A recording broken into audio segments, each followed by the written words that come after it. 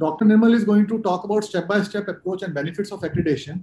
I did cover a couple of his slides here, but he will be going into details. I just told you the names there. But this is a very interesting talk, and it's very fascinating because he is going to take you to the entire thing, and especially the last part. What are the benefits? Because that's again a question that why we are spending time, money, and effort. That really explains and is crux of his presentation that the benefits what we accrue from going in for NABH and how it can help our practice be better.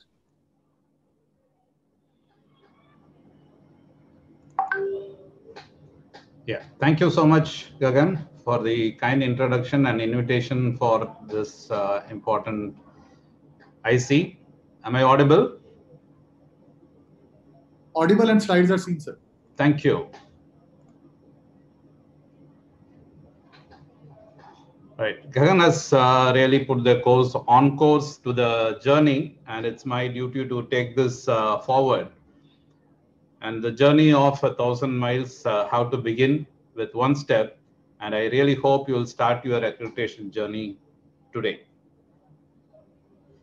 So whether to go for accreditation, which standard, Gagan has nicely enumerated, and the decision making is with the leadership. Somewhere a leader has to start this process. It is owning a practice. And basically leadership is the key to team building, problem solving, and the important facet of accreditation is continuous improvement and performance measures. So basically these two standards apply for eye care hospitals, eye care centers, and eye care institutions, the entry-level standards and the eye care standards. And you need not buy this now, it's free for download. You can download from NABH website. It's very important you go through the standards book. There are 10 chapters, whatever standards you select. So go through them and read with the mindset that you are going to apply the standards. Yes, it is boring, but if you are owning a practice and looking forward to expand it or improve the quality of services or improve the brand image of your practice, it's mandatory that the leaders read the standards book and brainstorm with their people. Planning and brainstorm is important. As you all know, failing to plan is planning to fail. So it's important during brainstorming, you also get to know your team and how oriented they are to the vision, mission, and quality policy of your center. So this may sound a bit management jargon, but it's very important even for a small practice to write your vision, mission, and quality policy and let your other stakeholders know your vision for the institution. Planning also helps based on your vision, mission, and quality policy in team formation. It's very important you have a quality coordinator to coordinate the entire process. This person will be the leader, and you also need to tell them about the job description and know their strength and weakness, their knowledge, education, skill requirement, experience in managing the other people or the work people, and then the environmental conditions. So all these things are important in giving a job to this particular person. So after selecting your quality team or quality coordinator, you have to give him the team to lead various committees. So it's important that you have various committees, quality committee, safety, CPR committee, clinical audit, infection. These are some of the committees that will help you in the entire accreditation process. And it's important you select the right people for this job. And you have to conduct, and this team will conduct the gap analysis. So what is to be available along with after the standard implementation and what is available now. So this will also help you to understand what are the standards that are already met in your hospital, what are partially met, and what are needs to be implemented properly. So this review will really help you understand the present status of hospitals. So most of the hospital will somewhere, the initial impression will look like this, and the clinical areas, most often it would have been already implemented at least fully or partially, but in the non-clinical areas, the management perspective and the facility side, it may be in the initial phases. The third aspect to focus on, the third step, is on the statutory and licenses. You need to understand the regulatory requirement for hospitals and also the relevant memorandum of understanding with your other stakeholders, particularly outsourced services. These are some of the licenses that is required for NABH accreditation and also to run your practice. Now, of course, Clinical Establishment Act is mandatory now, and if it is not available in your state, a local body registration is necessary. If you have a proper setup, building completion or occupancy certificate is needed. Pollution Control Board consent for air, water, and sound is an important requirement to run a hospital. Fire safety, again, is an important need for accreditation. Whether if it's entry level, you need to have a NOC or a structural certificate. PCP&AT, if you're owning a USG, a B-scan, and if you're running a pharmacy, you need to have a license.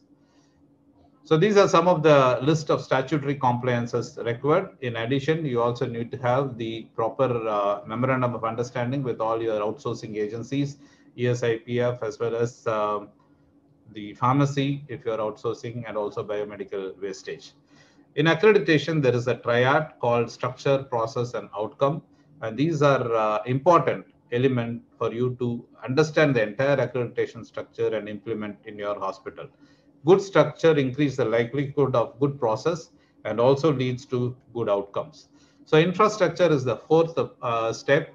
So you have to focus on the patient care and critical areas, the communication system in your hospital, both written and as well as the electronic communication system, fire and patient safety requirement.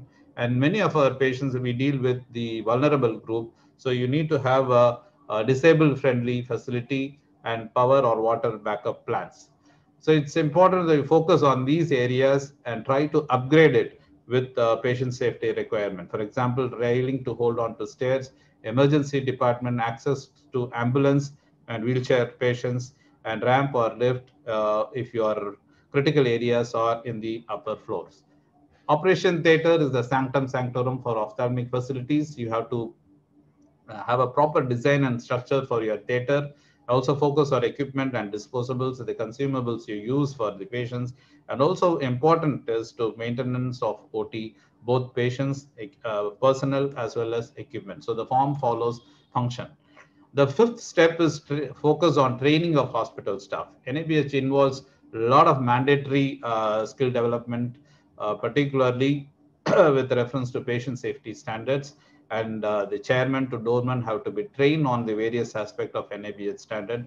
These are some of the key areas for staff training: preventing needle stick injuries, knowing about patient rights and responsibilities, various emergency codes, safe injection practices, and emergency evacuation plan. The sixth step is documentation and implementation of this documentation recovered right from records, formats, work instruction, and the procedure. You need to standardize them. You need to have a standard operating procedure for all your departments, and all this will be part of the quality manual, which is a requirement for NABH implementation. And a word about documentation and manuals: don't copy from your neighbors or other hospitals, because be original and don't plagiarize. It's very important that you write the manuals and standard operating procedures based on your hospital, what you can do and what you cannot do. All this should be part of your standard operating procedures. The most important question asked in many of the forums is whether to have EMR, whether that is mandatory. You can have manual systems also, particularly to start with for small hospitals, but later on digitization really helps in data collection and also analyzing the data to use it for quality improvement purposes. The implementation of standards start with patient care standards and then slowly go to the organizational standards and involve the physicians, nurse, and paramedics in all this standard implementation. These are some of the department-specific standard operating procedures: how you assess the patients, how care plan is documented, what are the clinical protocols for various care or procedures, how you document them, the consent, patient education, and counseling process, what are the outcome measures, and how you are going to follow them. This is important across the clinical department: patient rights, hand washing, autoclaving, and CSST. sterilization and hospital infection control norms. Particularly in COVID time, hospital infection control takes a major part of your workflow, so you have to focus on that. The seventh step is internal audit. For any quality improvement programs like NABH, internal audit is very, very important. And most of us may not have learned this in medical colleges or in your postgraduate education. Errors, so you have to understand that auditing is an important part of NABH curriculum. The part of this is also a concern about the common errors that can happen in eye care, particularly infections, as well as wrong side, wrong eye surgery. So this is one patient where squint was operated in the wrong eye. You also need to do safety audit on a regular basis, the entire facility, particularly the key areas like operation theaters, and evaluate the patient and staff safety measures. The eighth step is incident reporting and root cause analysis. A lot of untoward accidents or deviations can happen in the workplace. It's important that you encourage your staff on reporting all these events and incentivize reporting. So this is important because you can do a proper root cause analysis and see where the problem lies, whether the problem is in the implementation or whether there is a problem in the infrastructure or structure. So if it is an infrastructure, the management can focus on this. If it is a problem on the process related thing, you have to focus on the training and feedback mechanism. The step 9, after implementing all these things, do a thorough internal audit once, twice, or thrice before you apply for assessment. So ensure that NABH standards are implemented and integrated in the day-to-day functioning of the hospital or the eye centers, and then focus on the external assessment by NABH assessors. So what are the benefits? So basically, once you go through the assessment process, you learn a lot. And so I already told about the self-assessment, pre-assessment, and final assessment. These are the steps in the NABH accreditation process. Across the steps, there is a lot of quality improvement that happens, and not only in the final assessment, but also after that. That is called as surveillance and re-accreditation. And what are the benefits?